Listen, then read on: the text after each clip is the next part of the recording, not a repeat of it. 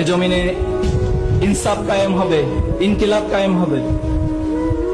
কিন্তু আমি ব্যক্তি যদি কোনো কারণে আল্লাহর কাছে প্রশ্নবিদ্ধ হয়ে যাই, যদি কাল কিয়ামতের মাঠে আল্লাহ তাআলা আমাকে কোনো প্রশ্ন করে বসেন,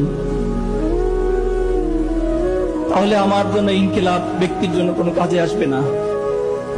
আল্লাহ রাসূল সাল্লাল্লাহু আলাইহি ওয়াসাল্লাম একদিন সবাইকে প্রশ্ন করেছেন, এই দুনিয়ার সাথে আমার কি সম্পর্ক?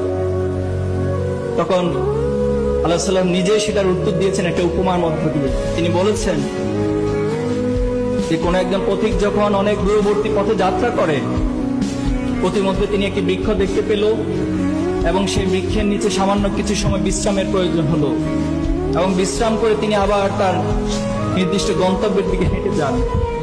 রাসূল সাল্লাল্লাহু আলাইহি ওয়াসাল্লাম বলেছেন, এই দুনিয়ার সাথে আমার সম্পর্ক হচ্ছে সে পথিকের অতি সামান্য কিছু সময় বৃক্ষের নিকট বিশ্রাম নেওয়ার মতো।